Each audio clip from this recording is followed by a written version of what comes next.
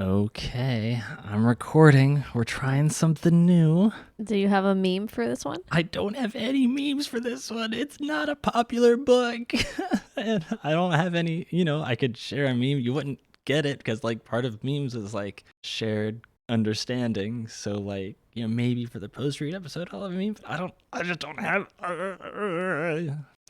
Huh, okay. If I were going to look up the merch for this book, which I think there was when it was, announced, it'd be, this is unacceptable. There will be a reckoning, which is about as much of prophecy as you get in this book. But prophecy does play a role in the story. Your eyebrow does this wiggling thing. Eyebrow wiggling, waggling. Yes.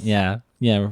Listener, you probably can't, I definitely can't. I'd be shocked if you could see my eyebrows waggling right now. But I'm raising my eyebrow.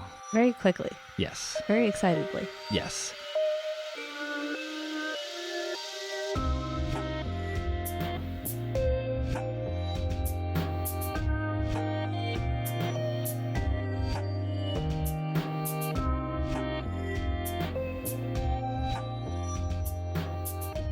So hello and welcome to Cosmere Casual. I'm your co-host Nick Gorman, and today we're doing something different. Do I get to introduce myself? Sure, go on ahead. I'm your co-host AJ Gorman. And today we're doing something different. We're reading a non-Cosmere book, not even Brando Sando, not even Brandon Sanderson. And this one is The Raven Tower by Ann Leckie. It is a standalone fantasy book. But I have not read. Yeah. So, this is really, we're being a little experimental. So I'm going to read it, but let's pretend like you've been talking about this for 4 years and telling me to read it, and Listen. I have not read it yet, so you're really trying really hard to convince me that I need to read this book. Listen. Okay. So. It's good, I'm assuming. Well, it's my favorite. It's extremely polarizing, and it is not for everyone. Yeah, because you told one of our friends to read it, and she did not like it. So, all right, listen. John Green, author, podcaster, whatever. I love him. Yes, he had a take on book reviews, and that every book review is in part a memoir because you're getting somebody else's experience reading the book and what they bring into their book reading experience, affects how they what they take away from the book. Which is why Brandon always lets us pronounce the names however we like. Yeah, whatever. But just to lean into that a little bit, Ann Leckie is the author of The Raven Tower, and what else? Does she have any other famous books? Yes. She wrote Ancillary Justice and the Imperial Rotch trilogy, and the other books in that same universe. Okay. Which I think that was 2014, but it won the Hugo and Nebula Award, and I'm sure other awards too. It was very well received. It was very bold stylistically. Ancillary Justice. Yes. Okay. And I believe, I did read that one. I did enjoy it, not as much as you did, but yes. So, and it, there's some common themes with Ann Leckie's work where there is, challenging of your expectations as a sci-fi fantasy reader, where especially in terms of things like gender and language around it. Yes. So, and in fact, the way I found, the way I got turned on to this book was, because I had read Ancillary Justice. I was like, oh, yeah, this is great. And I read the sequels to that, but I was, basically just said, all right, I'm, these were really great. I'm going to, put that away. I'm not, I wasn't following Ann Leckie, but I do follow NPR. And The Raven Tower came up in their 2019 books. I think now it's called Books We Love, but at the time it was the Book Concierge. And so it had these tags of sci-fi fantasy, really exceptionally well written, and that's all I cared about. It had other tags. It didn't too. have a philosophy tag or something in there. Yeah, maybe. But it is it has seriously good writing, right? And I think if you are used to Brandon Sanderson, you especially with his more recent works, his prose has been improving, and he's experimenting with different voices, but mostly his prose is accessible. And this is not that. So don't listen to audiobook and be doing other things. I might want to read it I think so. with like a physical book or something. Yeah. Take my time. Yeah.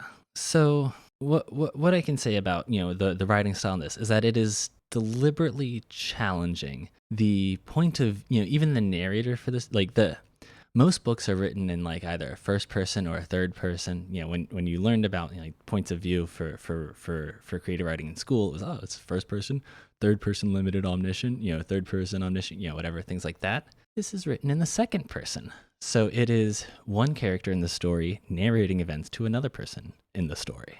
So it's going to be weird and bend my mind already. Yes. And the other thing about how it is narrated is tied to the way, the fantastical elements of the story, which is that there are, this is a setting where, gods and, gods impact the daily events of the world. But the way that works is that anything a god says must be true, or else their power will be expended to make it become true. And if they don't have the power to make what they said become true, or they say something that is a complete contradiction, their power will rebound against them and they could die. So the narrator is a god, and the way that it observes and narrates events is colored by the fact that if there's any uncertainty, it either needs to give itself wiggle room in the narration, or it just a little bit silent. The semantics are important. Yeah. And it's a little, there's a lot to savor with this book. It is not action packed. It is, nope, not at all.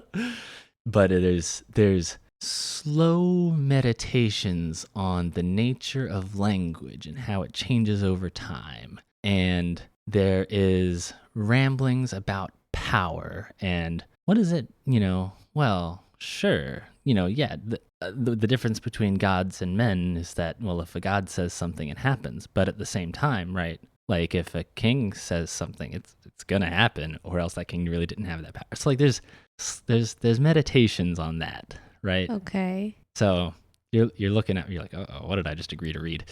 Well, I'm a little bit concerned if I was hoping that by reading this book and then doing some episodes about it, that I could get it out of your system and I don't have to keep hearing about this book. But now I'm a little bit concerned that you're encouraging me. That we're just I'm opening up a can of worms and we're never going to stop talking about this book. So I'm a little afraid, I think. Okay. Well, maybe fear is something to hold on to for that, because another sort of theme about this is it's a fantasy. It's a little bit of a mystery of like all right, everybody knows kind of what happened, but it's like, how are they going to catch it? How are they going to prove it? And maybe just a little bit of an eldritch horror. Like, I hate horror. Yeah, but it's not. I hate suspense. That's why I don't believe you like suspense, but that's why I don't like Murderbot, because it's not Murderbot. It's very different. It's not horror, but it's also not very different. Okay. This is not, something's going to jump out and get you. This is more like, this is like, you've got some, one of the things. Dread? Yeah, a little bit, yeah. Just dread. Yeah. Like the gods are just so other, right? And like they kind of, like they can interact and they, but I don't want, there's, yeah. All right, let me sidestep this whole conversation here. Is this like a normal length novel? Is this a Brandon Sanderson length novel? Let me see how many pages it is on Wikipedia. I want to say it's like 300 or 400 pages. So like it's a fairly normal. Okay, and fantasy length. Hero of Ages is 350, I think. Okay, yeah. 380. 465 pages. Wikipedia says. Oh, okay. It's a it's a little. So it's not short. Yeah, it's not very short, and it is pretty slow. Yeah, I'm really selling it, aren't I? Huh? Super selling. But if you like having a well-developed world, this really does a great job laying out the world. The plot is fairly simple. It's very Shakespearean, and it really leans in the more the story goes on into the Shakespearean elements. Does it have the Shakespearean clowns? Clowns? Well, there's always like characters to provide comic relief. No, there's not really comic relief. Oh, that's my favorite part of Shakespeare. Shucks.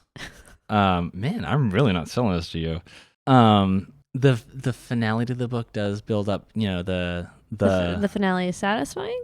very satisfying. Okay. And it does, get a little bit more fast paced as you approach to it, but a lot of the pacing is pretty slow, meticulous, trying to. I like the beginnings of books, so I normally don't mind the slow pace. I would say you might like this one then for that, because it. Yeah, I was gonna say, what's your prediction? Do you think I'm gonna like this book overall, or no? I think you're gonna be confused what I like about it so much.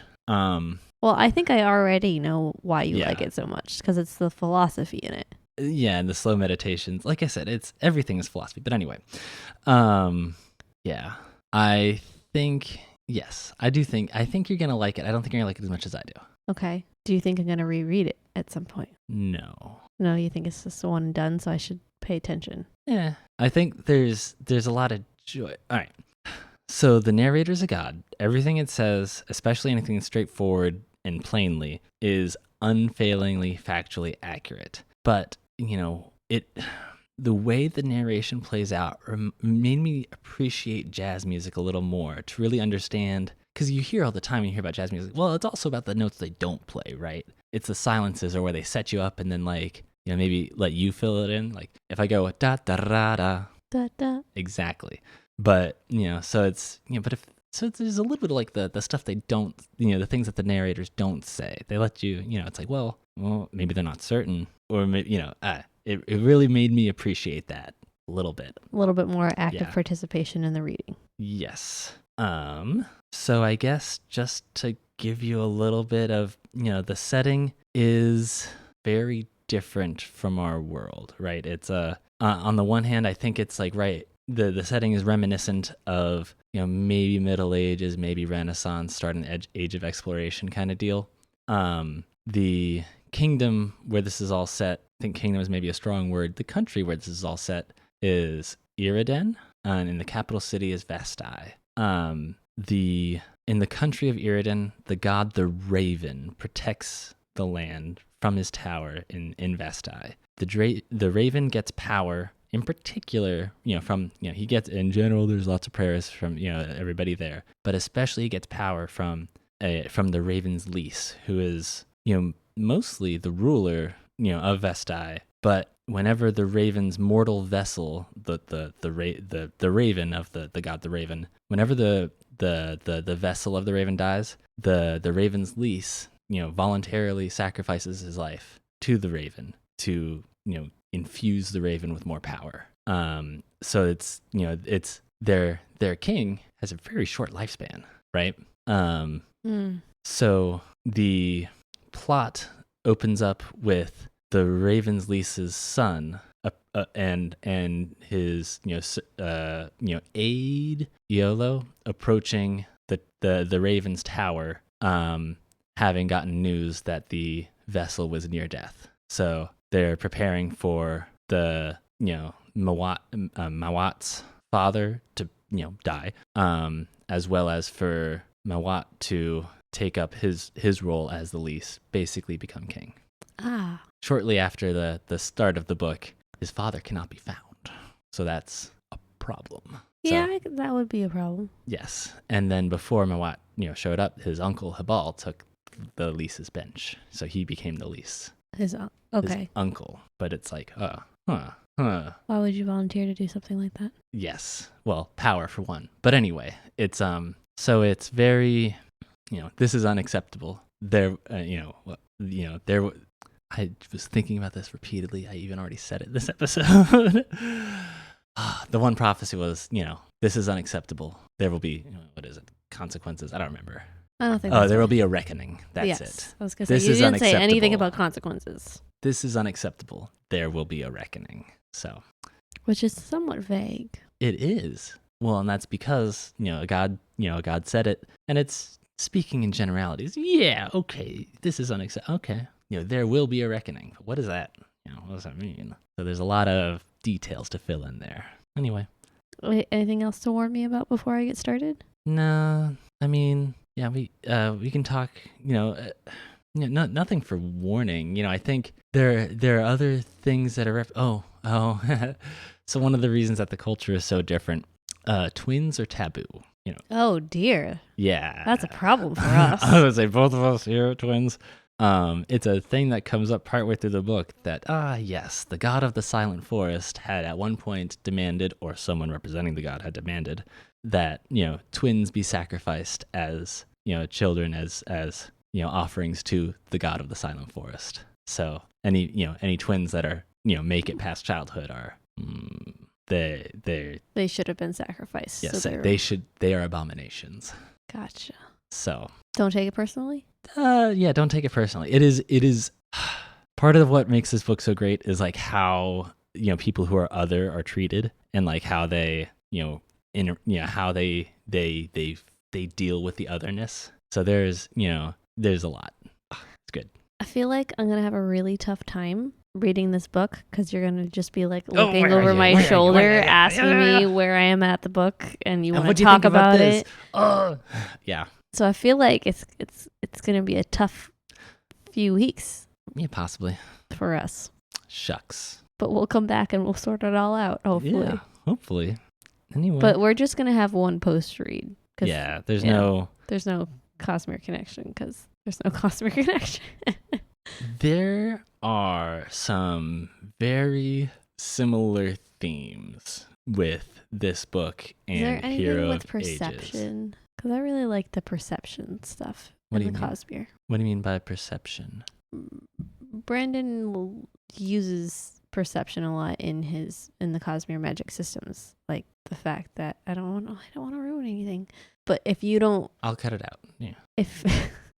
If someone doesn't perceive that they deserve something, then like there's not a lot of that. There is so one of the big things in Hero of Ages in particular is that, and also I guess in Stormlight, is there are basically gods that are fueling a war, right? They're fueling a conflict. Mm-hmm. And then who benefits and who loses when they come to a conflict versus when they get along, when different gods ally, who wins and who loses then. And there are people in Iridan who win out when the gods are allied and who don't lose when the gods are fighting, right? So there's I love talking about books that I haven't read yet. Yeah, god damn it.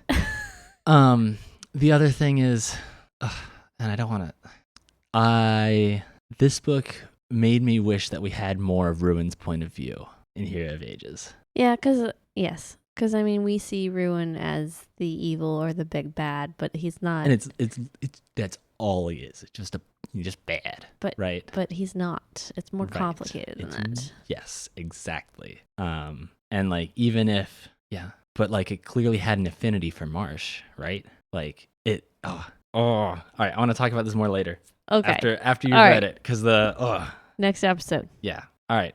We've been Cosmere Casual. Email us cosmerecasual@gmail.com. Our song. Our intro outro music is licensed through Tribe of Noise. The artist is Ketsa. The song is Odyssey. And until next time, there will be a reckoning. Keep your wits about you.